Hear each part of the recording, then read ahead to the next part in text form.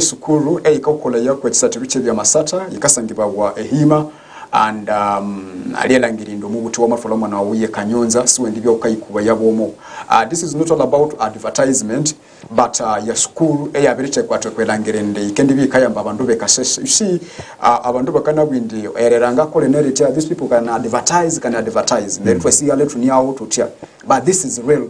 Every kwa Father Kanyozi is real, it has been planned langire tuche. Toma tungisukuru ikendi yamba omundu we kasese. So it's up to you umubuti langire ndo mwana wawu ama be a part of the successful team or part of the success ikendi bi kahimbi bawane kasese kandi ende mwenda mbere Anderson ngende sabinde ura mukayo kwa musamaliri we Renzori TV.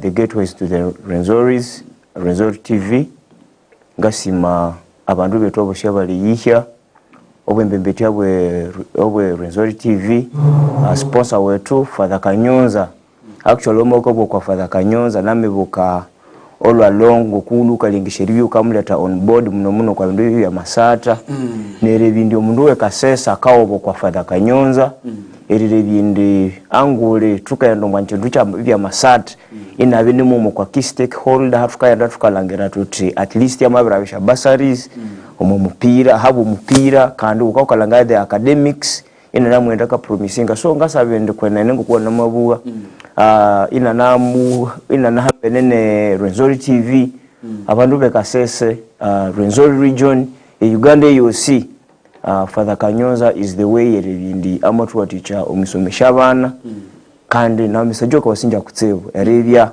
iwa maberita kaho kino Ekisathiro Kyebyamasatha eyukanze satake ndi sat wasinja kutsebu oyukanze satake ndi sat basically twatukatandike program enonga abwe and very soon we are going to introduce a sponsor or somebody who will be with us because utukobuna nende twamatuka sukumebendo ebeta wuta abandu ababisukumire ukale mawa so when you have somebody who is pushing you to do something then it is very important. Secondly, this is things very expensive. You know, the way how you can think and you can be a part of the program. That's why we can even spend in academia when we don't have a sponsor. But I'm looking in the alternative that in the recreating a rapport. Because I'm a school in Manen, but we say no, let us move with this school or propose a Kyebyamasatha. It is not a matter of moving with anybody because we want to advertise it in Luka Ikai Chachi. When we say discipline, come Luka Ikanyonza wasanga niye isoso woti joke. Munoka bukwati uti discipline Luka Ikai asere. When we say academics, Luka Ikai kasakali. When we say football, both girls and boys ibyasibiri. But we want to advertise a real thing. And when you are part of us, we are real and we are original. Anderson galanza tukanayo kwa zone 11 nemo yanda mbere eshatimu shetu sikabwe kasese beside hima and railway. I think neshama byange shamalenge shahu shanga malangira eshamata kolofainga sofa thomugana langira Tigers ngayine mukolandeke but I'm seeing basically a team ya hima haimane ne railway Melan oyefa betuke expecting ndanga nakolandeke 0 actually akalo kusatu mpira masinga golungu mokwa 0 but of course ndi bakalo kulu chetebo muniere kakakanya banyo kubanza wakabiri you know they have the same goal difference they have what so I don't know how many teams esibihiro kwa timu 20 nesamendo kwa round of 16 angana nza utandikira because ngalo kubina mabiri bimenya menya wasinja kusebu ngama benga kavinga namukwama the best of producer Joker namulangira one of our boys abantu witreyo banamulingisha sukuma update omega inene mukanjinde the concept yabakulisire this edition bakoresha teams ne munane basidingire mu teams 3 esha groups ne munane basidingire teams 3 kandi nganda ngakalangiri bakangayinda hakindi bya a last of 16 meaning in each group bakenda bakapikinga mu teams 2 now tutwaenda tukasamarive the performances za timu 2 sikabese timu 10 anisha groups munane so a concept yetu ngisha teams 10 it is right beitu ukabe ukasamalera abantu bamabite kai preparing for the play of single mini zone you expect yaribya no bangakoresha groups yaserenga mukaga bakathola teams 2 then bakateka maybe the best losers ban retrunga now the last of 16 so that a team yenda yasata more games iyatoka rivi yanganaenda now into a better mathematics now wamalanga kwa ICDC group ya eye Milan already chero kubya chikauka nga yindi. This is the era ingidi atayumwa era okwikola a fixture the mode of execution. Why kuba hamba bakaba out more clubs maybe we would now watch and see obuli mtu akati kyasatu mpira wewe result ikende bya yet omwa groups betu kundi obuli mtu amabisate mpiri bibiri now banata ingire buli mtu asingira mpira mu uma but nonetheless bakaba kakola the rules of engagement. I am always certain enough and bakaba bitu all ground skill like ba determining the winner chekasiro mwa gold bamama talingo mwasha points bakindi asiro mwa goal difference bakindi no mwasha goal scored ibendo mwa head to head then ibendo mwasha fouls. So I am sure now chikindi lusiriria okwa the administrators of the club senge Milan baloba following raba opponents babu fixtures shabo bat eribi bakamenyerere exactly onumwe katunga yellow card senga all ya mwaka natunga red card. I'm seeing the information ambo sibata appearing kwa fixture, so that means they have not qualified. Then they have not qualified. So those are some of the technical things, and when you are an administrator on the club hali ebintu byabakaba kindu kuswiri wamabi ulusuli minyerera kandi isuli following andeke editalinga edisha points esha goals esha ba opponents bawo akabi ani possibility eri kwiba. That is why last time mwalangira tukabwa tuti how comes ngo kwa regional league iwe isanga ne regional league mwasa tisha fixtures beto tebu sitali kata huluka then we bulia data ikindi ya bipa ilinga ukitukerenda uko tukeringiria yo mu system mu out let people follow immediately tuka expecting eseno level yo mpero tuka owe kasa ale mkuti Uganda angule a fixture mo munawire by evening abantu baba mabiranda bakamenyera Asia standings. So ngali nkana inde Milan it is to a great disappointment kungibuka tukasata ne fourth division ya nyumenu the administration ukalangira engeri ya butwalingisa yeribi tukakorera Milan yo kwa okwibiyanga nendo kwa mini zone itukalinkana ati maybe namwe representing Kase district iya tutemwe ama. However ko kalangana nawe club nge Tigers iliya kwa makwasi walangere Railland given issues discipline what but I remember tukakola analysis somewhere tuti omupira owe Railland wo mupira we Uganda omupira we Uganda witengeria kanza iwa bya little bit radical to be radical but you can do very much focused you know how because this is a club you have receiving some sanctions by some of the officials of disciplinary committees but nonetheless all in all bakokanga indesa ni bali kwa mini zone and they are playing a game wala ngiri bendo mwa mpiri unamu expecting yiba performing under. So I credit Railland in a special way. However kuchu one ndene Milan Kasese Milan with the time it has struggled eribya kanu kanali ndibya kayisaka yikendo kwa level kasoboka but unfortunately abibyo Kyebyamasatha kandi Kyebyamayenda bete. It is a great disappointment kwa bandu be Kasese municipality kandi na bandu be Kasese municipality ngana musabe ndyango limwe amenyera muti omupira we Kasese ono kisani cha chikenda chikalo indeke mamamu not sha clubs esiri kwa sha level zisha hewulu. Before you think of other regions, think of this municipality ngabandu abalemu eribya how you can back up these clubs and make sure bamba byo mwambere UN yeribindi bangana competing and echikenda chika affecting these clubs angibuka wabi unena chairperson DFA akabwati balu babiri ngishero kurira the ministry of Kasese district and it just came muchikana kwa mkwabya a turn erisangana luba ibamba biko famingindisha minizoni sikendi vya football.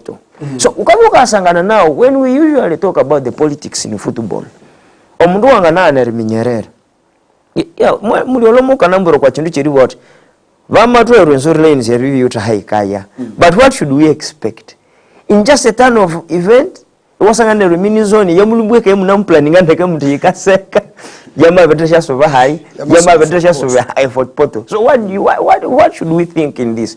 We should really think in the Gabandu Kasese omupira ngukuka unobo ati anganabi nachonomu abowambe because ebendu benuka lwalangana ne mapesa. It is just a matter of eritambuzi ya eripesa somewhere then ewagata kwere ndu unamwenda ukatunge cha ukanza. Actually, big size abina na hano chiru wiki hwelele akasakanya kwa mpira Lorenzo Lions. They have even deposited money. They have even deposited money. Though ambaye chasa chabe chike host district DF yabe ke hostinga year for portal. Then I wonder, why should we tell another DFA to deposit money when obviously in the wabi na ke hostingi unesi ngokone for all long. Then you want to go out all yana depositing a sente. Esi aseni aho kwa banki situpe. So again can do out we still need to decide. So I don't know banyaga musubuliri ya sente banyabya bervete and I don't think that bangana musubuliri ya sente yashibata tukirebyanga abanamwe hebanza abanza. So in fact when the Mbetiabwe Kitara region wote mukovuka kole mibiri yayo and it is a great disappointment okuwa na machibu kwa saidi ya Milan. Milan has been a team eika preparing always. It has been superb my preparation zeli team hilo kwa mwanju inamuita kanizanda compared to other teams. So definitely definitely I don't know but chama disappointing abantu bana nekutsebu and anyways that is football. Let me show you now the politics here a little bit. Omundu we Kasese ngaza wonyo kwa Mendeki. A regional league ya Mahwa Edward Group Mwika natu yabiutisha club ziku mini satu. Club ziku mini satu habiri asa FUFA yabiri introducing a fourth division. Where a fourth division yikindi bika satubiro mu province. Chikenda chikotosha clubs SND and Skasubuma on my province. Now a FUFA yamabika leta now a third division yobu iye region yatu tukasat. Indi tukasatra no kwa saidi Edward ne Albert ya sata then tukaunza okubanza iba sata tukabana now the champion. Now babiri bwindi bakayi haho Edward and Albert yikayabya region ngumbi. But I think it is still a proposal, not yet. It is being executed next season. Now, as they think of executing it next season, a table Edward Munawire. So tukasubha hati kwa politics. Ngokuwa nabi uko nde bamatu Lorenzo Lions yendo mu big league. However, we are still underway. Esha teams esere likely ribisikindi yunga nesikalo mu Albert hali possibility ribisikindi ya teams munane kuti muka. Now, if I can show you tutuke no munane Lorenzo Lions ikindi bya amala baho ese ikindi ya maend chikama isaba kindi twala emabira town kaso that is Galactico bakindi twala Fort City Fort Yambo lwangu me Fort City ebu mate si yamalo bundi buju Lekikato Salt City si yamalo hano Kasese Empondo Villa si yamalo Kasese Ebwera Boys si yamalo Kasese yo munane Emwenge Giants si yamalo Echenjojo then Etoro Kahuna ni yo mwende. So tuka expecting go to Lorenzo Lions ya mabi abaragenda bagenda bambo Toro Kahuna yase covering the void to make the 8. Okay? Obundi to bagenda to bambo for us we should make 6. The fact that one of us has gone. Now, ukanyuka langere along with ibaba nam preparing Lorenzo Lions either reconsidering ngo ku the chairperson was alleging a Fort Porto Mwika na isangana out of the top 8 clubs of a regional league jigute mu Fort City out of 8 the best top 8 a 40 yute mu Fort City Nyesa Toro Kahuna is the 9th UPU you relegated chikama Nyesa yend. Now politics comes in order to get more clubs here. Can you slowly yeri hostingi bolu bana we tell you? Do you really expect in the bolu bangana kulabiri as Kasese? Where Kasese has Mabrata Unikaso alias Galactico, yinawute Empondo Villa, yinawute Ebwera Boys, yinawute Nekato Salt. And I think abana musatempira mpanga natukata you know, people are just playing anyhow, they don't know even where they are going. Yesterday muga nabulia nabu but you people emipira ya mukasa tayi munese ya mukayandra in case that because I have not seen any analysis of social media kwa bakatukirikania kwa conference bakatukirikania kwa region how it is going to be played. They are just like hey team yetu ya maremwa but I would have loved it is okay people you have an opportunity maybe you amendo ma conference maybe you amendo ma fourth division maybe. So I'm not seeing all those messages. That means in the abantu banene we are still again blind kwa chindu echo. Now back kwa bamafi yabo mpiro makitara. Chikabe chikabakolera as how we have explained kwa machisoborera hu. Ni setime sina necessary. Then these people they are using this advantage. Bakalangera ngo kwa bakaba jingerera. Omwecha unesa maliro of course you will accept through the laws of the game. You can accept that haba ndio mateka but ibungi buba not ngokuba dokola but. Anyways, that is chitara for us. Nakwikabika twende ndetayitia omwa mupira but basically a program yechiru kya munabire away from that noble cause ebyama benda bekabya twende kwa topic yechiru kya munabire etimwe ya Akaruguza United. I'm very sorry nabiri can extend in the I think other teams I will even stop talking about it much as in the this is the sports. But now the problem is abantu betu baka interpreting ebintu differently. You get? And I don't want to go in arguments. I think I will change the script starting from tomorrow. Ngaleba how can I be analyzing to in extent that in the this one can be because already in the advantage ireho namabe menyeresha timu shise sinyuma kasese all over Kitara Western region. I know which team can react. I do and I know the way how teams are eager to look for information or to be talked about. So it will help me. I'm not new in these things that I'm rushing to talk about a team so that I should be prized when I'm maybe in guy level because I think I'm out of that. And you're not that is not the way I no longer want that thing. It's all about doing the right thing. I want to today to concentrate about Karuguza itself. Karuguza yabe kasatani timu ya Renzo Lions o Ekisathiro kwe hima I Saturday ilabire. Tomabya tukaleba ya omweshadakika matches mbaka nande kama 13 ompira mu atande kande ki by the way in the Karuguza mu yateba ne goal referee amabina kagwe ntegolo eri offside. Then after a few minutes Renzo Lions na Yamateba of course Yamateba yamatunge penalty. I mean to say a penalty eyo ngisa kanyaku uyu either Renzo Lions yamabi ya qualifying mafufa big league ngisa kanyaku uyu yamabi si yata qualifying mafufa big league ngesa honireri koloholo lwai. That's what I can promise you omusamariro Renzo TV. If at all that in the abandu betukuba bakana iterera yo mpira I would have talked about a penalty.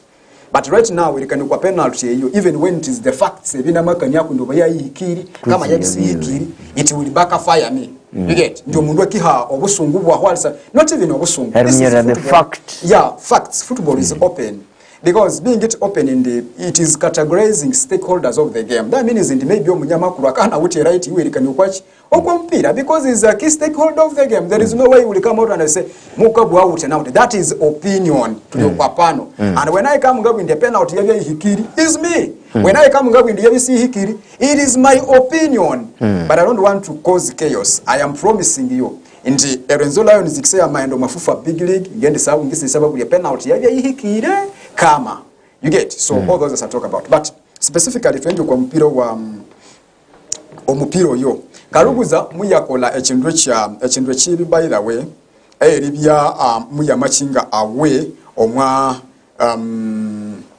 Mwachizanero Ekisathiro yamalwamu yamaika baketa muchi yama isamambula yama ulumuka itambu referee yamabe penalty etakulira yiti eyo but nganza before you come nganza abanzi basima bawagizi abo mupira aba kuwa butumwa bwetu I think hamabi omundu osi owateka mu amani manene kutsibo erangeri ndabawagizi mukaso kwa mupira is me matters omundu so support the risima of course ngabinga kolisha radio fama satoma kolisha ni TV yehano.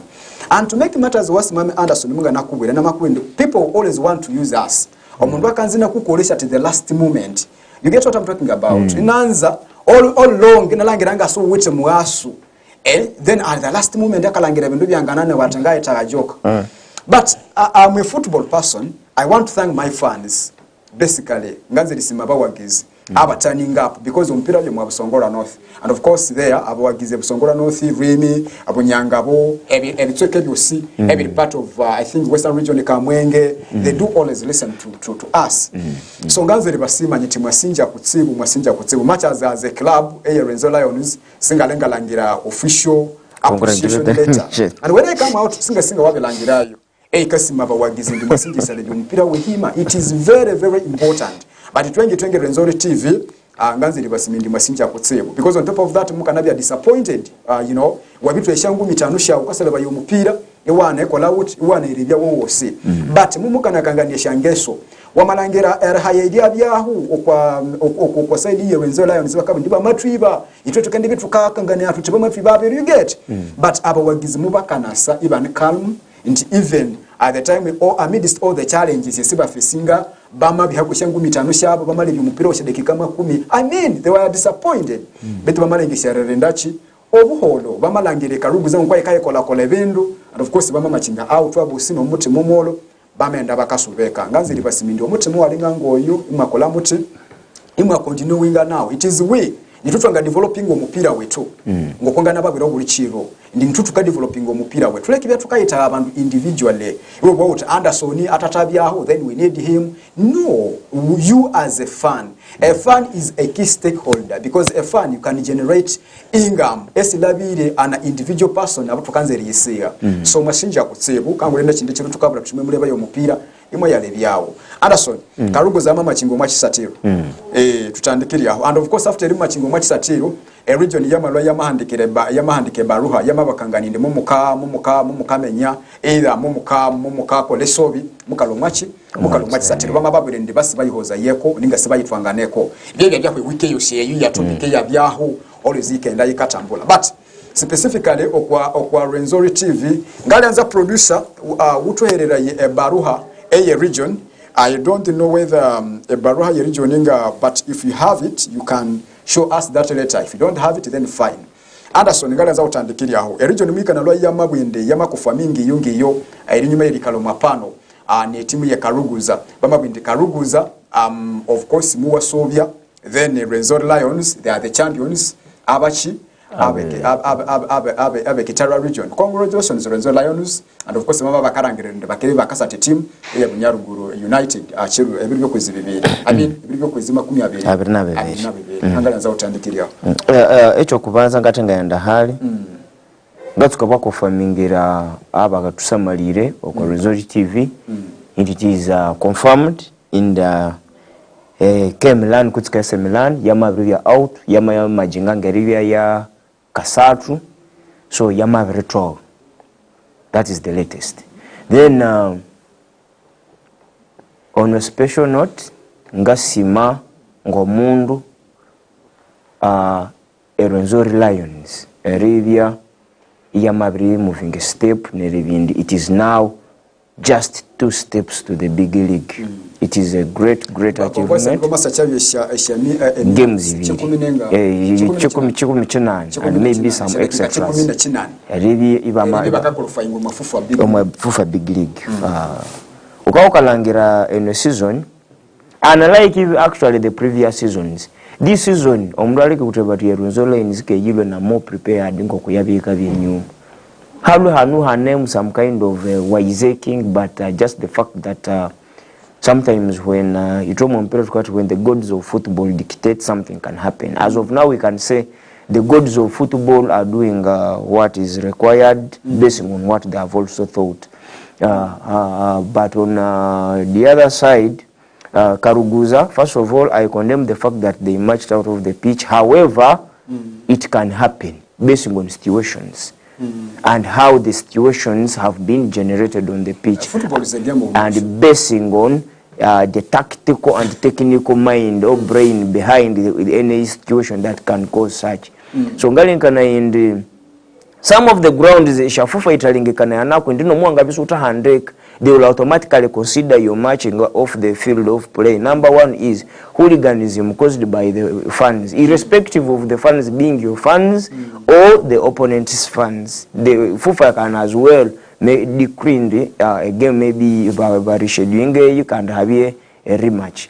another ground yikana binde maybe unashefufa yabeta kaho ndi up countries impere twangulisa sai 12 ya mabra hwamu maybe umpira mwana lakini bafalo musa nguma you know eyo bikabi those are preliminary ground serious na resolve rako.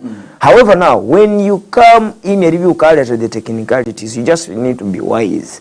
So I think where they must have missed a point, basing on what has always been trending on social media, and maybe from direct administrators of the game in the region, Karuguza knew it was not going to have a result.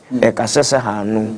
Ukabibuka langira na organizer for the last 3 editions, and there is no club or no DFA kabi ya very majingeri ya matunge timu ya mabi okubanza ka hostinga the playoffs. It has been the very first time of its kind. However, the region yangana bisita menyerera echema biri sitting okwa side eyeribya tukayendo kwa playoffs kushasikabyao. Why? Indi chinu hachika kukanganira indi kwenene. This has been a season baka ya minyerere indi na mode of execution ya regional league ikaya henduka, it will not happen again. Betu kuchabichulu chikaya subuka uli ndi wa next edition Albert ika hosting the same DFA having a club ya mavilena ya what we are hosting, and no one would veto because bama visiting as a precedence. That is why for us in law we say you cannot alter your previous decisions. It is only High Court that may slightly amend its decision. But you, a lower court, cannot even alter what the Supreme Court has decided. But so, chikamanyisa yende chikende bayambanga takutulika limi and obwembembeti obuleho this one obwembembeti obwabo bungetamwende obwembembeti obwa mafia. I think bukaya lwaho sibuli lwaho iyo in football it is equal. They are changing. I mean abali mu offices and bakendi lwaho neru yose no yuka yaenda biri kucha biku chikindisi yalachi yuka yaenda lindina mu biri sira bo masiala bo mwe biriya bakora igadivenga. They don't care. They can do whatever decision they want to do in as far as babelangerende we want. Yes, exactly. That one has no even a big debate. Yes, professionally that's how it's supposed to be. But Kitara region they are just mafias. And now the way how they do their things, they are thieves. Nerubi bocha ba kebererawa ngokuwa namo bot obwembembeti bukaya lwa fine. Shubwembembeti obukaya sa no bwembembeti obukaya sero masha clubs volleyball, and how organized are these upcoming clubs? You not tell me Anderson on at my club ingavere minyerere ndi muwakola such a scenario, and the next time I'm the one to go for a playoff and you tell me you'll take me to Bunyanga. When I know that there is, I saw it with bare eyes. Automatically I will veto. So amalwa katandeka immediately ikiranizia after the leagues this can stopping us at pa.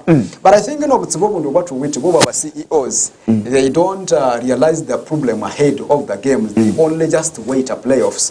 Well, in the Karuguza yabi identifying a problem, they wrote a letter. But what next? You after writing the letter, what is plan B after when you feel in the what you are not satisfied omupira libina kendibye kasese because you say in the team eya mukasa tana ikalwe kasese wamahandike baruha, which is okay. Then what is the plan B do you have? And you are present coming and play what the game. That means we have accepted everything and we assume in the opportunity chape kola chete the stakeholders of the fund. So when you come out ukatandika elibi wanga naikola obundu ebimbe bititegereniza kwa mpira bamata kawe penalty wa maana you get wama ulu mkomwa Ekisathiro, then who is fooling who in the football? If we can now go to him Karuguza wrote a letter yika kanjaiti a decision yeteko emipira ya hima sitaendendania nayo. I don't know whether a hearing over that was set. Chikamanyisa ya a letter that letter baruha corresponding the other letter to show a hearing kwa mabua region ikasa ring and band because of A B C D maybe omupira chachale kifa takaweria ongo kwamba bwe hearing bakasobolere karuguza. I don't think it was there. It was not there. Chikoma is now that is. So when you last even because how you plan. How would you draft a letter that is seeking for a hearing? It would have been a petition, not a petition to region. You can't petition me at my home. Karuguza should have submitted their petition to FUFA. Then FUFA would give a directive to the region. And this letter would be carrying vivid references and evidence as to why. Number one, for the last 4 or 3 editions, there is no DFA with a club participating at the final that has ever hosted one. Then FUFA would see, maybe then they would show in, from what we have even seen, the designated officer assigned the role to prepare on behalf of the region, say be it the chairperson DFA Kasese, has shown the other side. They are very ready to ensure that everything happens in the kind of references. But now, Suwanga Hamba Joka Munawiri. Exactly. So that you come and say that is how it is. But basically, I think I don't know as how you have said. Ngalian Zanga what maybe they wrote. Abakam hereby. So Merinis. So Meri the heading. Discontment. Stop there. That was not a letter that was seeking for any hearing. They were just showing them that what would be the petition. They should have petitioned. But here, as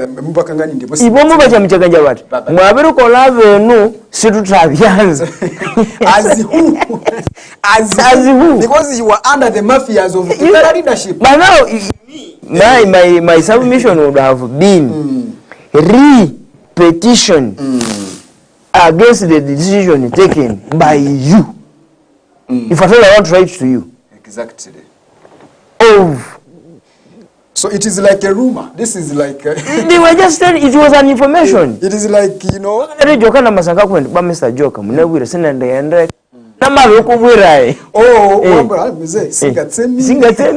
so what is the way forward?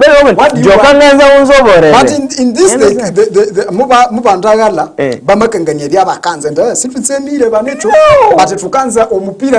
is not calling. It is not calling.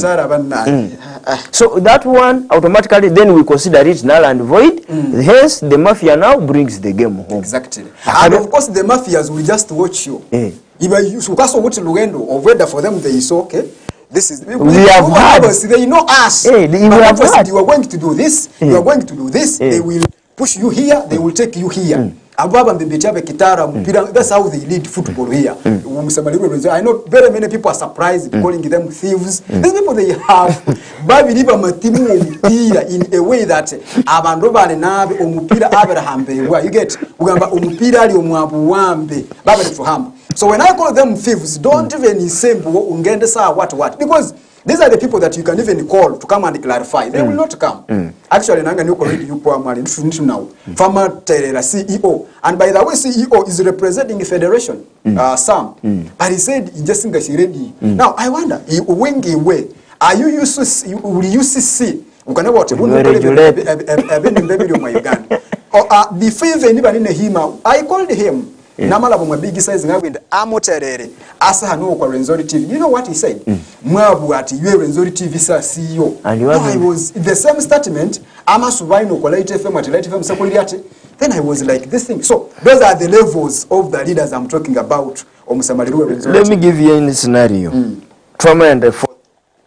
Mavera Town Council. Travel to photo. Players without physical licenses. A photo city. A photo. Now you travel to know meeting a second leg. We all agreed as CEOs with them as the heads. Can't even we should move by that. And no one shall summon a player without a physical license. We played they won Mabera Town Council 2-1. I met Sam, and he was the match assessor. Number one, Sam. How comes the referee? I want to take evidences and photos. He tells me that you have directed him to be the only person who can take the photos. But I'm the one aggrieved and I'm a stakeholder here. It was really so. Are you sure I did? I told you. So okay, this is what he's just doing. I was like, fine. I know what to do. In the next 4 hours, I had submitted my petition. I convinced the president. President, please give me money. I must petition this man. They will know what it means. And now, to their surprise, those are the 3 points that have lifted them to the second position. When did they sit and they give a verdict? A verdict? They called us. And the verdict, we were called after, like, say, Thomas at Imperial Gamunani. This was so towards the end of the season, they called us. And we remember, actually, Munahike Fort Potro. Nende Kampala. So heading to Kampala, Namasanga Turu say, this is the guy, this is the man. And definitely, I don't know, these people, they always pretend as if they don't know us. Tulu was like, Musajawang, because if I have called you as a person, you come and clarify A, B, C, D. So what do you want me to do? I was like, Joker, you a problem. So I think, to me, with the Kitara leadership, I don't go par with them. Actually, the very first time I appeared before their panel, I was the culprit by then. My brother on the council, Ibakali Jingambo have used the player who has another license from another club, and the Katuso City Yabi to petitioning. So when they read the petition, so I asked them, can you prove the case? Because the liability of proving the matter lies with the petitioner and not the respondent. I'm here to only observe it, and I consent to it. So,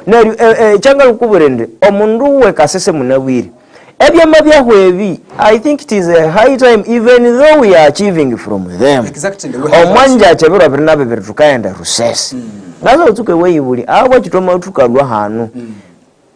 Ukalenga na yote wambu nito tubanza bwatunge first league yo mupira wakasubukako kandi tutu stingireka ukale. What do you think? What is at the back of your mind? But I think according to me, because the Western region ni yabanze Basatachi, yabanze Basata, by the way, they have spent their baninga bakenda no Ekisathiro. Yes. So I think it would have, because the FUFA by the way nika call a fixture direct. I don't know producer, a FUFA nika call a fixture direct. So that's how the fixture was made. When? That because when it is always Kitara versus Western region. That's how they normally get that. We are very much sure, as we talk of mafias at the region, but there is the mafia at the top. You understand? Top leadership. Top leadership. Yeah, of course I understand. And Ngaza to some now, the Kitara region in the last 2 seasons, Yamatwalesha club ziviri. Which one? Kitara Yamatwala club zisatu ibiri in the last 3 editions. What do you mean? Yamatwala teams ibiri mu big league. Tunakwamene. I understand. That is Boma and Buhimba United. Yes. Ankoli inauniri. Now, what should we expect? What does Uncle also want? Don't you think particularly as Rwenzori Lions, you may be the weaker opponent? Don't you think? I don't think so. That don't you think? Is a weak team. You know how weak he is? If at all they can be mafias. I was with the politics of the game. Yes. Then you need to clarify. You see, as Rwenzori TV for them, when you talk about a weak team, now they relate that Rwenzori Lions has no energy. Football is wide. It is me who have realized it in maybe politics of the game. Then I can accept. Football is wide. This is the fixture. But I just wanted to show Rwenzori TV. And the fixture is always made by the FUFA competitions committee, and that's why signing in a director of competition Hajat Aisha Narule. Yes. So and how do they make the fixture? They just make it in the Kitara. It is actually it is Bunyaruguru United Yaya Belava. Kitara because it were no identifying Ngachi the champion. So that is how I just wanted Musamaliri alangere fixtures. We have seen fixtures, predetermined fixtures. Tukana byantuka bwatuti yukindi shalaba halia akindi shava so and so. Here in Chitara we have played for the last editions to Niger Street. Chitara has always versed this side. It has been a precedence. Maybe last edition. No, I mean, who should be hosting first? Yeah, that is the year point the younger exactly because Musamaliri Resort TV a team a kabya first to fixture or you kabini you in alieka yes in the or you kabina banziro kwa fixture like how it is a fixture ngo kwa ababo she abo kubanza abo baba kishetuka hosting in alieka but this fixture is home and away ni home and away ndi mwali ndifukaya nda Rusese chero cha Sunday then the other next I don't know when I've not yet on 28th I think exactly tukaenda high yes. It is now knockout games more also as with a home and away system are very tricky. Why tricky? A final game, the final 90 is what determines the game. The final 90. The final 90. We assume or you working the unzerera everywhere. Yachikawera which more advantage than uri akola wuti iwe tukeka. So that means uwa matandeka ukawuti ete kama manen eshuwa ndo ukindi bya ukawunzerera area just ukawunzerera omupira echa wabiri wunza. So the game which is determining omupira ni chiro cha Sunday bibyo kwezi 22 erosese whether we shall the family after Renzo Lions Yamala we still have a benefit of doubt ahead of a game like that is what I was meaning in omanje chatukenda rusese tukate baguli turn exactly but it's not over. It's not over but it's giving us the pressure of even 5 goals ukaenda erubirizi will even be more high compared to ko lose kwa kamulinde mutere ham exactly iwo kwa banga yasaga na yechi iyo kujamba bino n'ababinyati wankubidde nye uwo batano ne katika nkukume wane wange kati nkukube mwenda kati cheche etagisho okukuba omwenda mafiolism okitegende oshagena mafiolism politics of the game oba cheche etagisho nkukubire wano omwenda aba wagize so iwa no ba muka muswida yu utabo wagize 200 akaya all have 2000 within 1 week kwanya bakayarondesha basi akamenga shoti kwa chakuli abasi wagize Renzo TV you get away to the Renzo's and ninja producer Joka ngali na Anderson Kaso and of course tukakola elimenyamenya Ekyamasatha anelangirinde kabisa wamalo kwesa Kyebyamasatha chiru kya munabwire ewabitunga echihikerere ewabiri minyerera what is going on nduka ali mpira wa Sunday already ewabi unawuti kisasani echiwena abata tutwendo mwehumula of course nganziri sima mama Karo owe Karo as boutique in fact very best friend of mine inakubwiti tunawute boutique actually na mabya ingalo kwa radio miwolowolo hanga sibaho okwa Karo's boutique if I'm not there Karo akabina neyo mukali mu brown in fact ukaiko kwa Sadiq supermarket then omachikubwecho there is that boutique Karo's boutique wanganaika huwanyibulia utijoka ngale high either they can call me or amabya ukanze cherewula you buy and you go then one texting out joka na mabiri ulokwa ali kwa ground floor kwa nyumba ya Richman exactly kagorofa ka Richman mwasinja kutsibo then of course Bash Baba Salon of course the same lo kwa Renzo TV mwasinje libya mukabyo kwa Renzo TV then ahali my best I think follower abya mundu okubanza ne textinga sana kwa Renzo TV surprisingly it is a woman pakame tamu Kiza Kiza in fact ni mukodomi wai ni bonde wai ali umakatalimu mkakasindi akawula yeshanjimba munabira ka celebrating the happy birthday reason singa lichira munorendo mbindu happy birthday as such but being it in the mwakole record you know somebody text you that okay I have seen you again that means people are always eager to omruna minyata I think omundu yanatunga hama ya you know so Mula Kiza wishing you a happy birthday but the message is one always believe omwabandu abo bakaba kutimbireko believe in them sure that amabini mirawa wa mwikiririamu amabini mwala wenyu wa mwikiririamu that is the message so ukakula sure that ndo omutima yo oweribi wanganikiriri omwamundu. Me, there are very many people will come and tell me, you have this character, you do for me this, you know, you saw a joker, there is a way how you presenting and people fear. All those characters I accept and I have a reason. Namabinde kitara kugamba tuli mu mafia. We want to fight with mafia bwe kitara. So mama, iwole kibote abantu batubahambe no mukono walo. Tukabahambisa omukono w'ekyuma. If football of kitara hiyo mahambabo lobolo meye bakakwiba. So tete kale ko walangira tukanalize ebintu bya kitara. We put a lot of emphasis in the omulenge oyibamenye ndi abantu sibatsemire. And then of course ngamakano kwa Bass Baba Salon. I think this guy deserved the credit. You answer actually. Yeah, he deserved he deserved the credit. There is also another salon. I don't know, Yirokwa Street a Renzori aho. This guy wakakoresha dread. Now bakani ko Renzori TV. Actually erinali unamali bilirwa, but he is always there. Abantu bakanyitse Messiah. Now inga unzerere in this message. Inasima proprietor owe Renzori TV omusha kulukambali frigo, and I think producer tukia tuka omula utuwatire advert ya kambali frigo. Today mungani kalahisi namabwinde. Some of us we are not here for politics. That one I can clear it. I'm not here that I came here because of politics, but I want to advocate kwa bandu bekasese. And did you know that if we go in Jisanyas angata siraham, there is something I want to show you. I am here because of my professional. Who actually chikambala na tukune na that's producer Joker. Unless when you have said Joko for Renzori TV, then he can refer for Renzori TV. Abantu bekasese ngende babwira chindu chiwumende omuntu ya mukalangiro yunga satakola.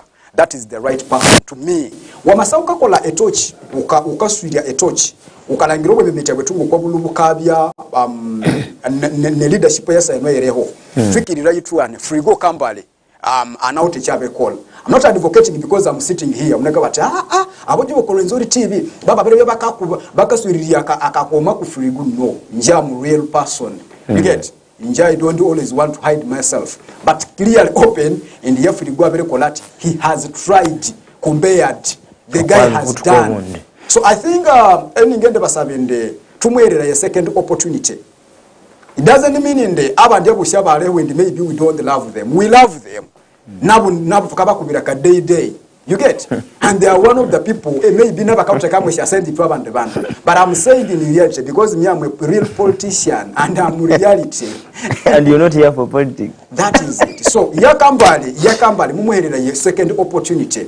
Mumuleke ende ka unzerera bindu biwe omubuti mumubuya notambu mama muherera na yakalya. There is hali omundu aliyambira Anderson amambwerende abantu banu bakayalya. It's okay omundu amananga nalya lakini nanga nakukolera ewalangire chindu kya makola. Please, you can appreciate him. Tuleke kwa mchatu kenda na ngombwende one time it will not help us. Omundu amana abikola tumusime frigo mumusime. So producer Anderson Singers politically, because I know you were a very good political analyst. Only one word then to angendo. First of all, Changasindi, itwenga bandu Kyebyamasatha, you can't exempt sports from politics. Yes. Kondingira kutsebu ukaokalanganisha club zisikaenda sikathraivinga. Some of the administrators, key administrators bama bianza baendi in that political world. Eri bindu bakachenda bakafetchingirai nari bakagaininga that voice yanganale kasha club shatushanda. I for one ngali nkana indi when it comes to Firigo has done it. Ama vetra kaho chakate kaho. Ngoku nalia watu the control. Umdong na tibake mnawire Anderson kabya kakakola na kutsuna nanga. But when it comes to the game, I have always even been clear whenever I'm executing football business with the game. I'm purely but I think even clearing that people are always relating to Mupira. You have to bring a tournament. But last Saturday, was it a Friday? Somebody have contributed. Today I had a message. I had a message. How much would be costly when the team is 300 airtime? I had a message.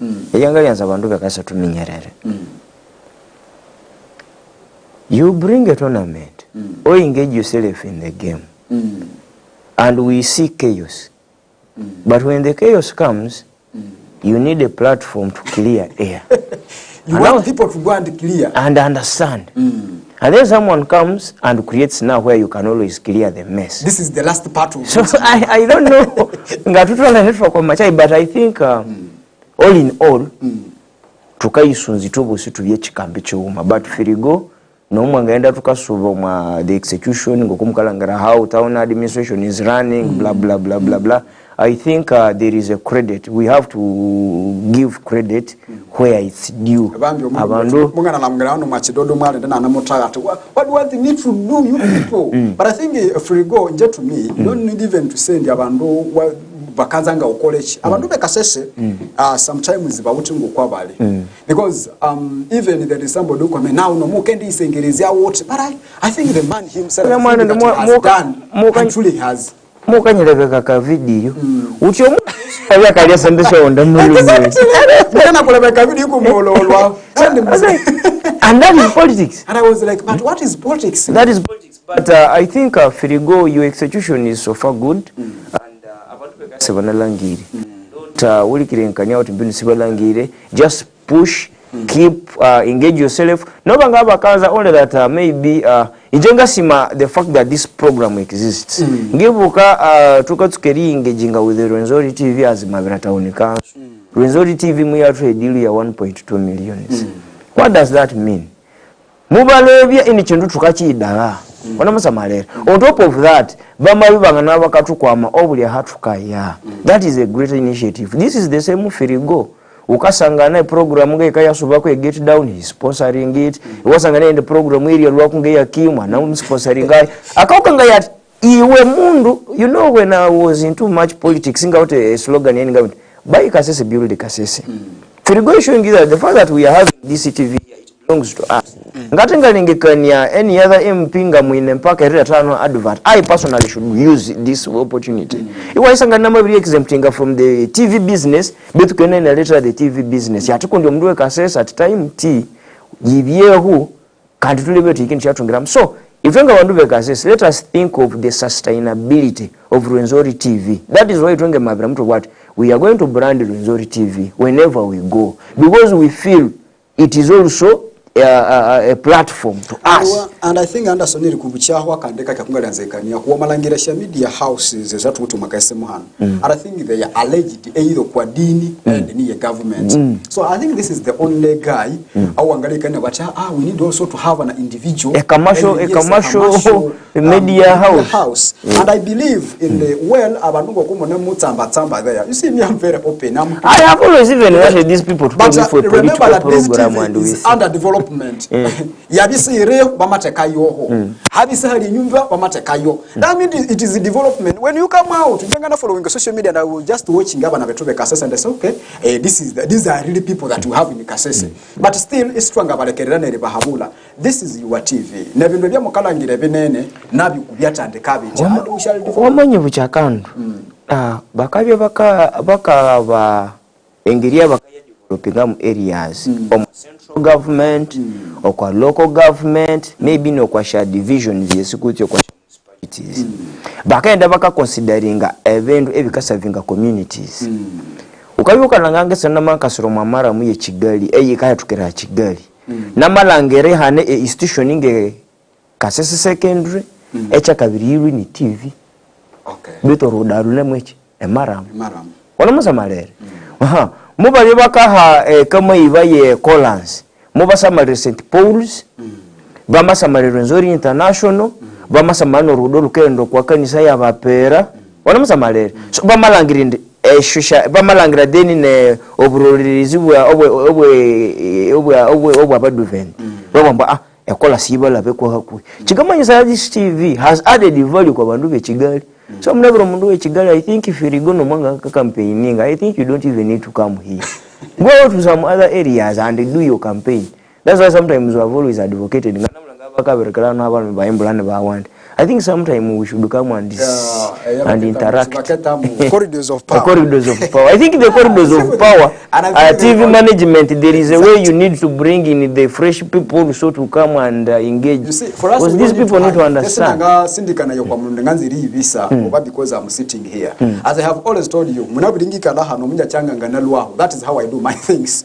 So I don't need to advocate in the somebody will say, TV. That's why he's advocating for free go. That is not a joker. I know that tomorrow I'm going because I'm not here in the Nassau for politics. But why will Iran? Eh? Why will Iran?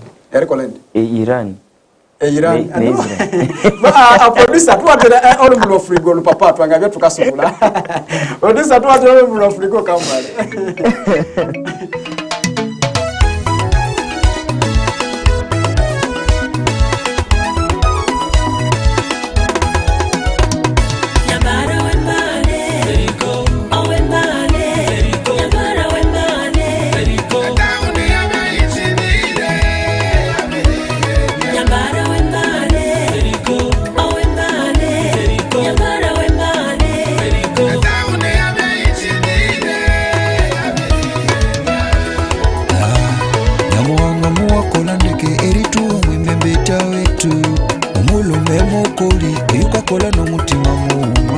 Nyamuwanga kutatwaye omame kichano twangabere bandi tauni ya biriwana ikamene mitani ulaya sirasa lewa ya sente saida sikasa kore tauni kandisya subayo lero sisi kisubayo sini mukoro mubiri waso atatukara bumanzirisi tukwire ubatukaye koma tauni na henirye ferigoni mwembembetya oyiti koro mwandanda esho sente esho sikakore mibiri yasyo asinjo Kambale Ferigo Madame Chassende Chassaka kwa budget eriko le municipality Chassikoli le Rukidi ne Potoro esitimbiro kwa municipality Kuliasomire byembalirira echo cha maleka municipality bajo iya byakolutu ebitebe mu budget sabalira Lincoln Road Haumane Crescent Road esyaga matutu bajo mwabiri byekolasi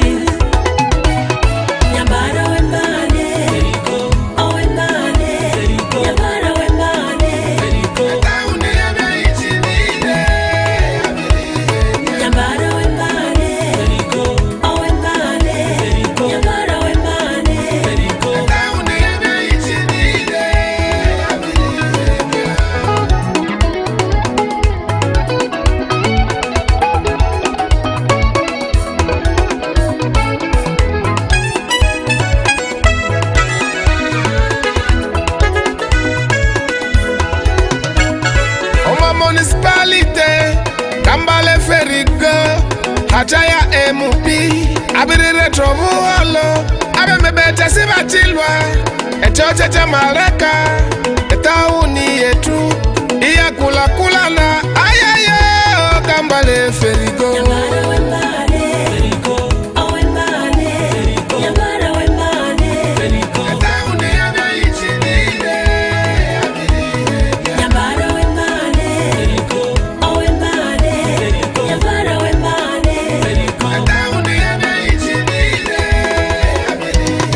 Abakali abanene babya bakasiba isiba wite mibiri haba Kambale Ferigo bane musona ebiharani nabandi bane muluka esyonzwiri nerikanika amasimu line mulole mbere mulemi omubuyanindi Kambale Ferigo Hawa Kambale Trabiri Trunge TV Twanga iri ya hibalume Wasinja Ferigo Taminya wande Omuira Erilangiroko TV Amakuru wa Lukanzo Abesha business Aba madini Kambale Ferigo Kandi abire tuletera a driving school Abantu mwase mwiyerivuge sukuru niyo busa Babiri minyerera oko usikire obusinga bwetu kandi wasinja okobya wabiri kolero obusinga Nyamuwanga kuemisa ayoyo Kambale Ferigo mulemi omubuyanindi ayoyo Kambale Ferigo Itutulo wandanda ayoyo Kambale Ferigo akakoragana na buli mungu ayoyo Kambale Ferigo tumeta mu ya kabiri ayoyo Kambale Ferigo Central Division ayoyo Kambale Ferigo Kulembya Division ayoyo Kambale Ferigo Nyamamba Division ayoyo Kambale Ferigo Kasese yosi Kambale Ferigo Municipality Okay. Buterevu nyo, and that is the song. One of the things that I think Echenanga really upgraded free go. As I have told you, but I think he's good at spotting who is to sing a political song, and I like that. Because wamaole kiroro mbulu no mwanga one muvuga, I normally listen to it when I muvuga kwa street kasese. You get that real kind of, you know, rhythm. You feel it when you are riding, when you are driving. Kwa street town yabya ichinire senu yabire henya. You get camera meta ukala kwa rukidi. There is a way how that song real and wamaole exactly. I just want people abakavuga kesha motoka abakavugisha pitch. You have your headset and you listen to it. You just feel the song is real. There is nothing lie there. You get. Ati this is the man ngibuka back then. Ahakata lekeri engaging mwisho ringati abimbe bakaba wadinga abimbi obolemo chaberebulo makasese district. Amwalende ngamunga kanatunga opportunity namenda na Aaron Lee, Peace Aida, Big Sam, Haley for the very first time njari na mulola ku physically, Melody yunga namwasi, Jason, all stars around at least. They had a very good engagement. Unozi abantu bakana bambo butembe tukai mwa bya masata bet fully engaging mwa ben. We are very much informed when it comes to the world. So mutu kana tukaenda munga kana samalera. One of the greatest challenges our music industry is having in the firigoni mu kwa challenges shaba wet kuntusaba chimu wet. I think that should producer put it on record in the one of the challenges our artists have in Kasese is firigo just because sabachimo wet. And I think why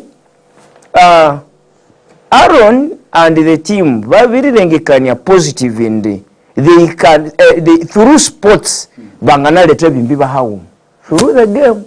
So that gives me the mandate as a football administrator to incorporate myself with them. So mubaka naende bundibujo over some sagas abimbibe bundibujo bakalingi kanyambu maybe abantu bekasese bakabamba nabi muno abandi bimbi benzi babo neryo melody mwaka nababura the bitter truth omo engagement yabyaye mababura we should learn to accept kasese when it comes to that in out higher kandi swangalingi kanyoti maybe nga heli amana abrendo kwa national level kundi awuteri picking omwana yutali alenja na music yiwe yokochusie chiri wabweria utine rwasa kole collab no there is a level so neryo ukabyuka bwati yafirigo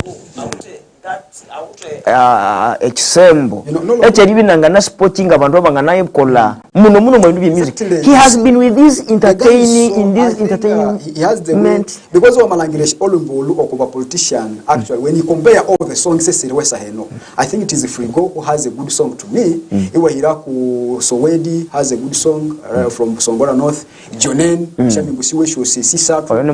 Yeah, I know, but specifically Jonen has a good song. I think these are then among now the Kabyanga. It is also, you know, Lukaku, you really think to listen is music. In the already when? Yeah. My marvel, Godson. But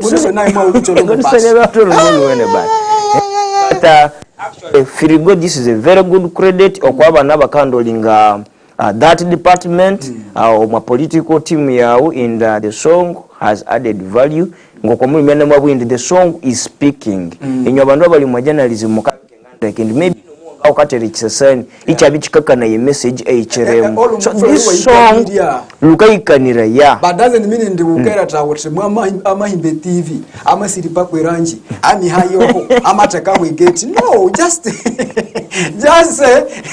Abed TV fine. Also Mire Chetamana Canambara is very, very simplified.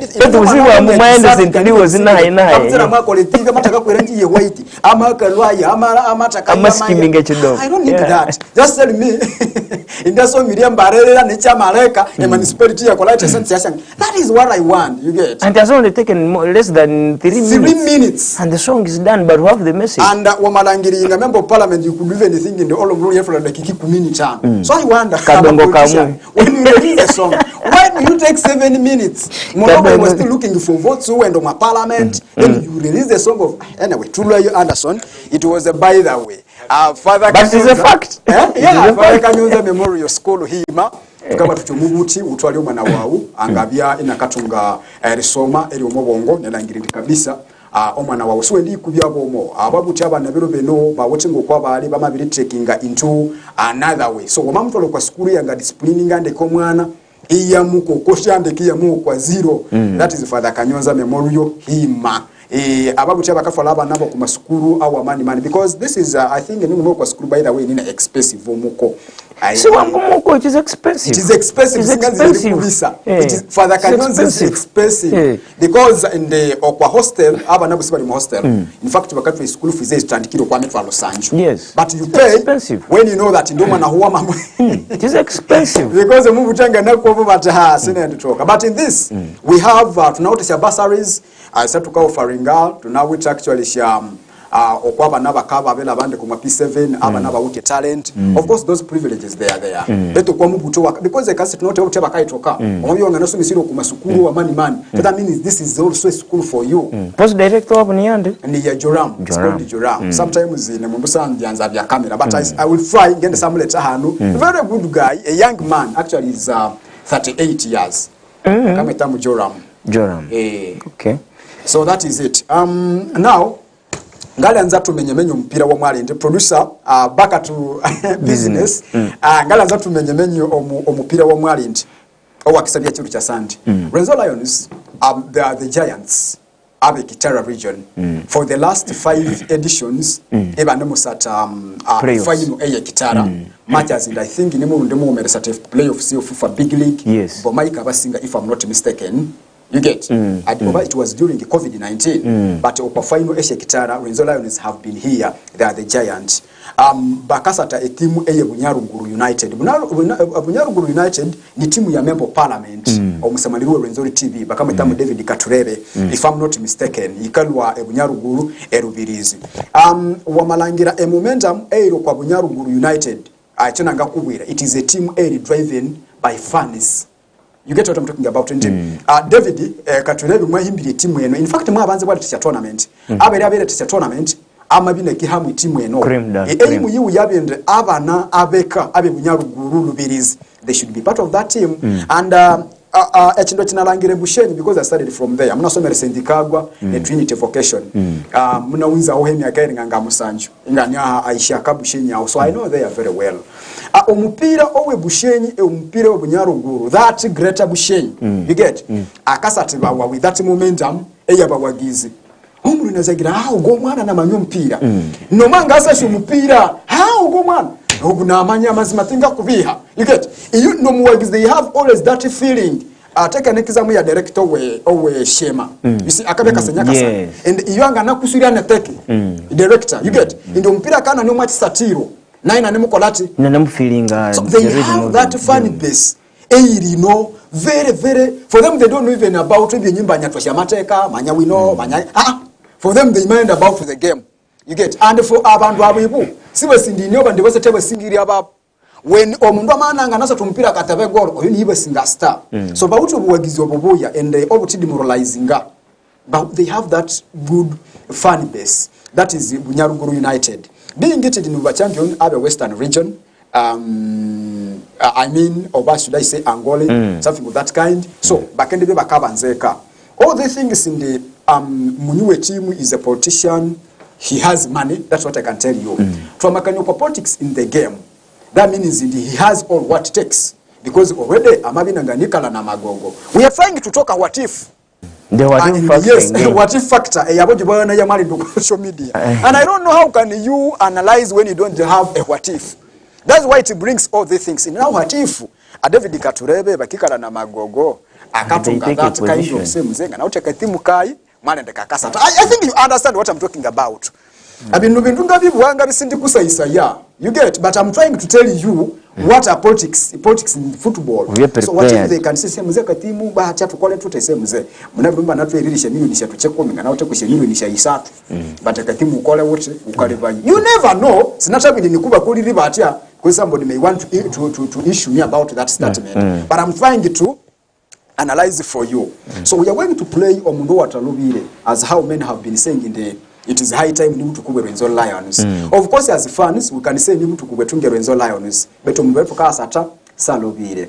Being it that ama banzeke wetu and ere banzeke wetu Ebunyaruguru aho hari emibere yaho itu nyoko school iwukuwamba bandu bebunyaruguru. I don't know, let me leave this statement, but when we come kwa bindu bye culture eranze richi clarifying ande okwa bindu byo buhangwa bunyaruguru bazire bindu byo buhangwa yamabinike sisi bambere because of this game they can sleep very well. Ibe kisha no mumbe kwandi say we need to win this game abandu bebunyaruguru they know that character.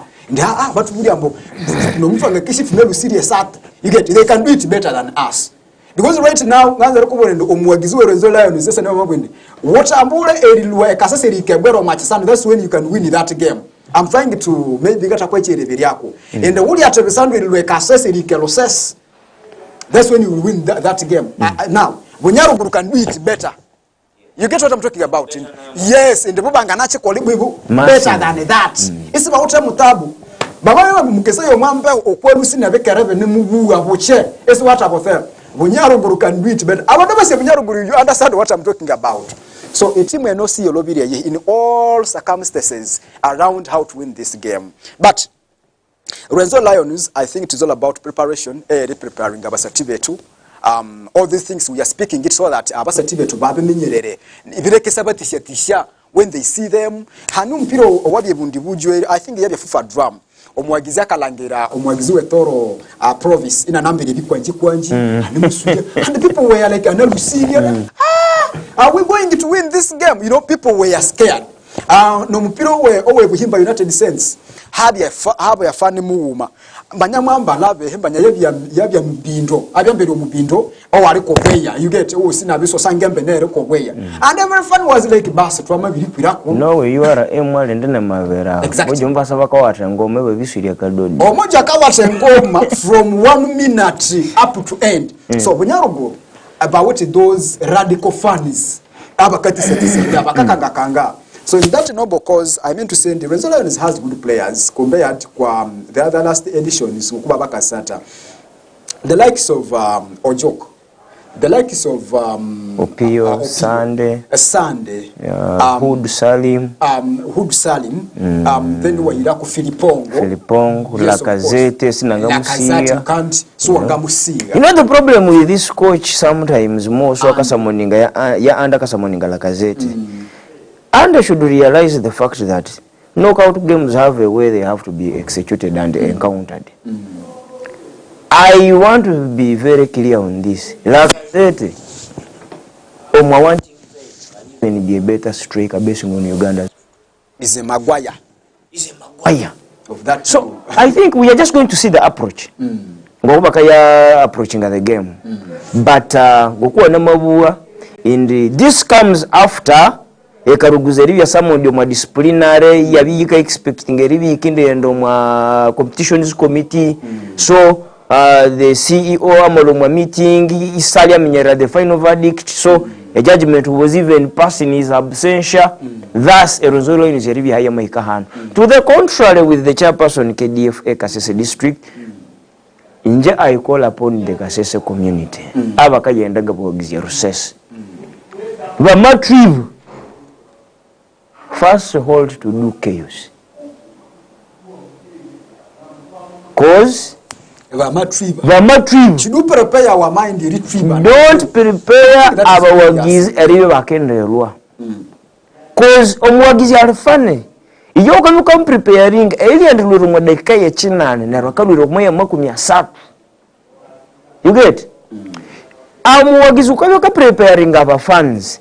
Aba fans mutari mutu abantu bamukatambuliraku inditoma tukalangera ngawota bondesha yali kwa Renzo Lions bakumutama fauza mukono makura mucha indi ukindi ukalangera fauza kayikarakasya akindi byakatsuke kajat amenda towards the field of play. It's when you should prepare yourself to move. But even in an event in this fauza chinene nyuma iwa mabirila pokurefu. Please, this shouldn't be seen on Sunday. We expect a resilience in your preparation. Let us know those people who are going to guard our fans and show them how we are going to move. Because we are playing this game, it is not only on field. It is in brain, on paper, and then on field. Now, I think it is a tug of war. This is a game. Ekirundo kya santu kasa taku dakika 9 esho kubanza twanga sekyandise dakika 9 omuntu eriyenda hayi omwa big league. Yes. So whatever circumstance is okwambera management ya Renzo Lions we should handle it clearly as technicians. Omupira ono esa heno abiri lweri bina kasa tibawana basatya basi batakasa tibawa with mind game. Then politics of football. So flying to Eshakade set for cast issues, Eshakade ska outplaying Bunyaruguru United. That we should be smart in everything that we are doing. Fleckere and Abawagiz to valek excitement yabu, but as a management to playing a very big role. I can recap what fans are expecting now should come reality. Yes. The way I don't think that Bunyaruguru nabu bikere. Good enough for to be relaxing. Ebosi batatu ngerisumbukana banyambo mupira umupira wabo mwa mu buholo actually mbata banesha goal 3 by the way. You see, you get mbata banesha goal 3 go kwa playoffs yabo, so they know how to score goals. Much as it may not be a team A resource threat, but we need to prepare ourselves to go kunama kukanganinde. It is not easy maybe yabu yenyuma ngo koikolirichi ngo kwaikwaniwe. Now this come again Anderson kwa politics in the from atute amunyuwe Bunyaruguru ni MP. Then somebody will say, in the Kyebyango wakaiti mbokubwa MP as a minister. Now we should be having a minister behind our team. Anyways, football ne Luanzo. I for one have sat with the Kyebyamasatha delegate and made them a concept of around 32 million. 32 million. But has never been executed. So football ne mutima kandi ne hayo. So that is why sometimes you come to these aspirants and maybe politics on board more so for football. We have always had a slogan joking. Tupate kwa mpira bet tupave kemu. Kabutsa remote atramu mwanje chinelua amu kwa nimba kamunyunya. So Kyebyamasatha, irrespective of the pace he is coming board, chiyoku yo. Football mwale ndanaka soman article. If you are a football administrator and you haven't realized that football is purely business, get out of the game. Why? Kyebyamasatha. You see, I've observed this. Most of the people trying to bring these key men on board have kulembesha kusebwesende. But njamuna nama aba fraud for the very first time mwaka mtu luma kumyasatu. Muna mu buri nyaka sanga ngende tunga abantu be ngumi satu. And you need to hear. Mambo satu kwa mpira. Mambo mitwalo satu. Mambo mitwalo satu. France is having a very strong representative ticket, but on that did the mambo mitwalo kumyasrisha ticket chikumi. Hano kwa Resort TV yo mukamabe na barembe center sale. Mwalo tickets yo mukumyabrika yaba number sponsorship. Kalimo nyikajatu bakindi by the coverage. So, echichika ukanga ya chitichi. Prepare and show. Kwa mupira kwa ramwa. Kyebyamasatha wote walengekanya kumbe milioni ngumu. First thinking tukaze tu team yo big league. Iwango mundu yakasesa. Iwenga Kyebyamasatha. And team ikindi yakingira mu big league every weekend ikindi yakakula tabandu ngumyesi. But also, if you're part of that, you will have an arena to talk to 2,000. Or you think that's because comes to the game, I don't talk about such a day. So, Kyebyamasatha, virgin land when it comes to sports.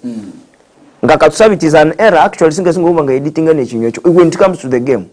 The former ambassador, Yomupira Ngasinjaring, Yosabia Kasatao, however, in Mrovia Sayas. Unless you are almost all you maybe for exercises. Chikamaza, Mr. Kyebyamasatha, whatever a loop. A loophole in a review Kaimatiko kwa bandu. Awe changaza umiyot, awa nebu mupira. Koma. Ali wiboma njache wakakuleta bobizi abamba mangumyesi. Exactly. Ba utebenzanza. Nerukindi ukaba million. Interact with your 3,000 people. That is all Renzo Lions is going to give you.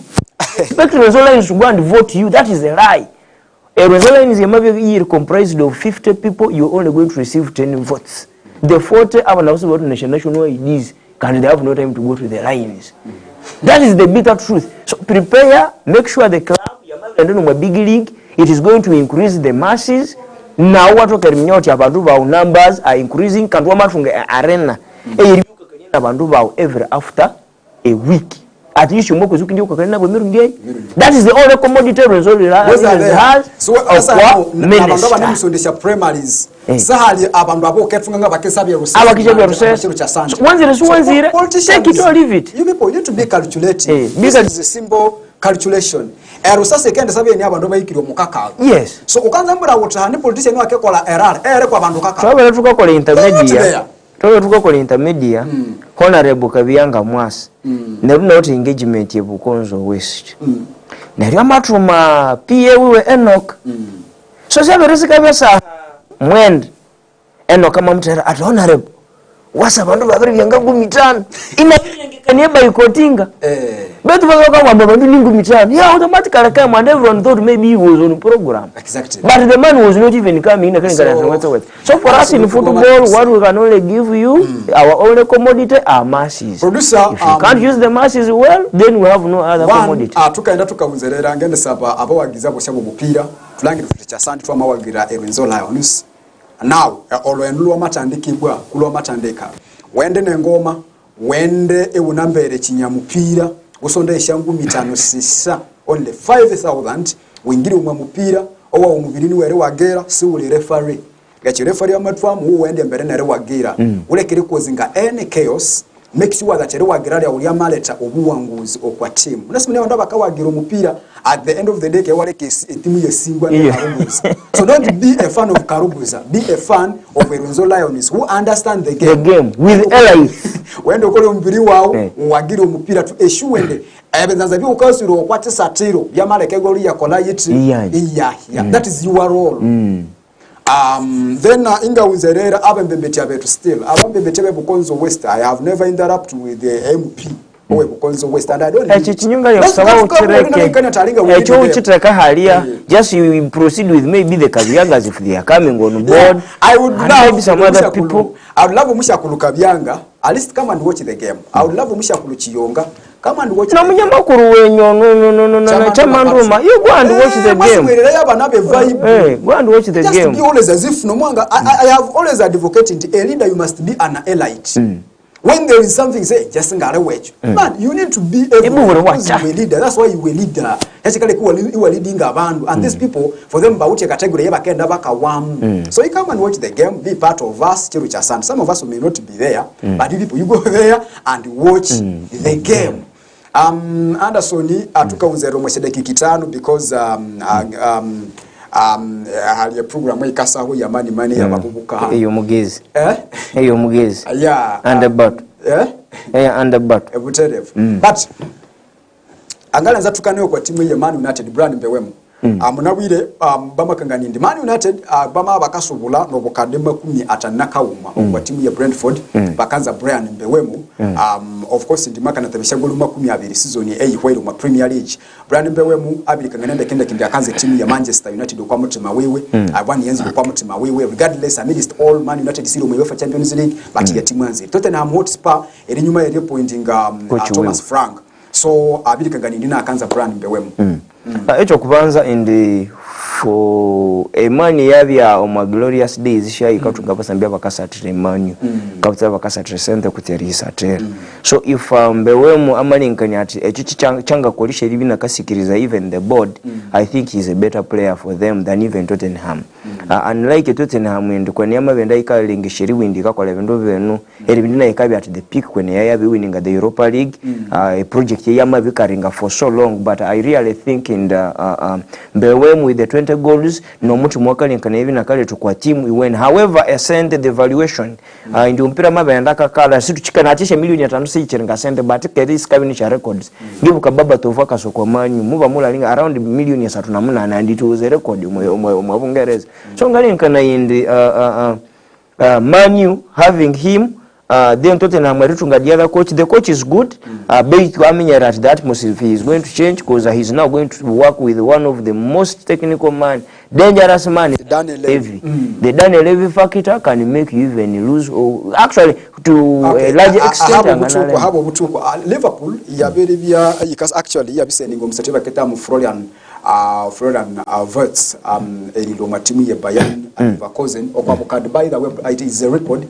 Akendibya musatiwa eri hangale Germany wa mata wali wasendi sinene. Akendibya musatiwa masukwa timu ya Liverpool eri mata wali wasendi sinene obukade 10-15. However, the team ya Liverpool eri tuha Florian Wirtz ono babanziri bwetu obukade 10. That means in the add zone obukade 15. Florian Wirtz abebe nakola a medical yiwe eyo kubanza chiru chemuli wo besikira makongo kwa kaenda kakangania. So that means in the I think tukingira over the weekend chiru chomwanja cha na Sunday bangane be bakende murangirira. Liverpool breaking a record yeru ula umusati obukade 10-15 for this noble cause, yet they are the defending champions. What does it mean? Automatically Liverpool were tracking a record as an age to give league given.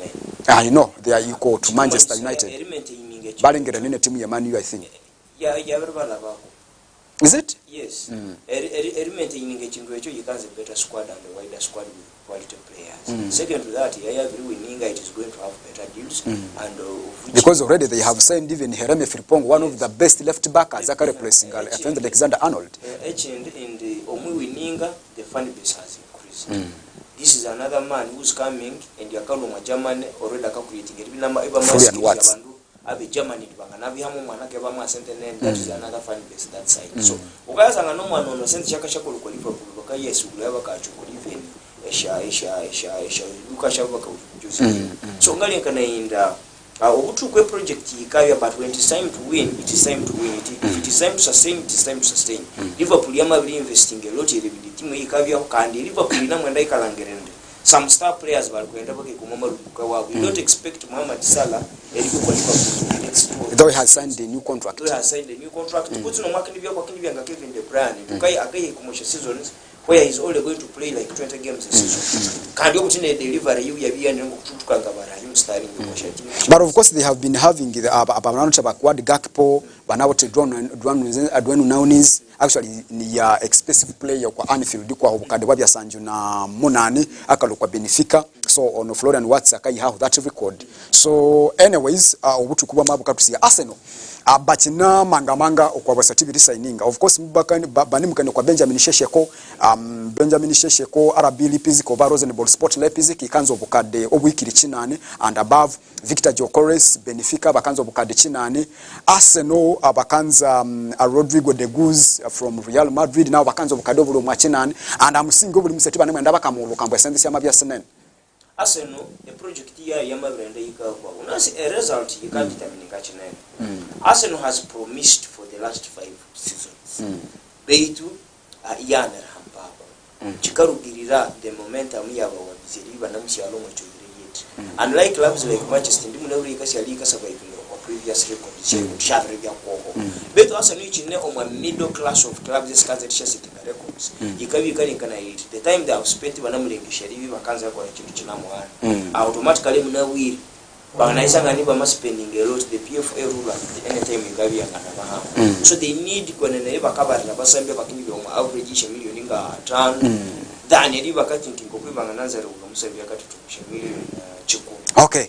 Omusamalirwe Renzori TV, we're coming the end of Ekisathiro Kyebyamasatha #Ekisathiro. Just say Ekisathiro. Au suusha kwa ule kwa michebwa kinywa chuma kisa Ekisathiro kyawo Kyebyamasatha echeka. That's how we categorize it. Of course, we musamalire mubuya Alwi Kaso Anderson and is Munyamateka, by the way, is a football administrator.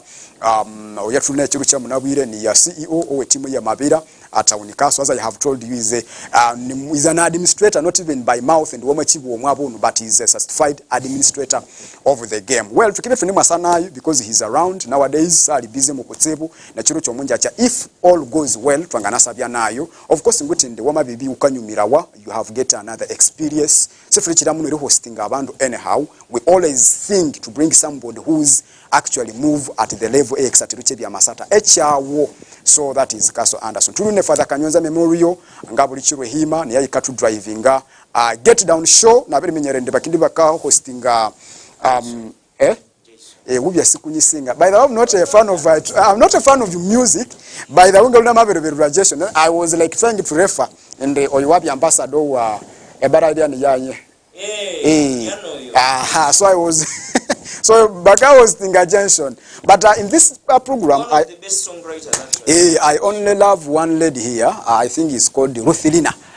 So she's coming here today for those. Ruthilina. More kwa bandu abakacha mukira social media ho, especially kwa TikTok. Ruthilina. So she's coming. The Jason, then of course with the big man as usual, and the battle, Bakasa Kutwala. And then Kyebyamasatha ikumi n'ibiri sahangu mairira and aho itwatunga a program ya mwasinjayo, of course with omwana omuto oyibaketamu Emma. You get it. Then okwasaha isatu, of course twatunga omwatsi omwaluhira with one of the beautiful ladies, and actually abiri korana karanguke Renzo Lions. I don't know asinga ngana mwende mulolaku before akibya katusomera makuru wasa isatu atusubira omakarangwa kwa kola, and she looks to be fun, but anyway, producer, we can call it a day. Mwasinja kutsivu. Turina Phelan, by the way, ni OBY, one of the best producers I love, especially when it comes to sports, and he's developing better. He's developing good.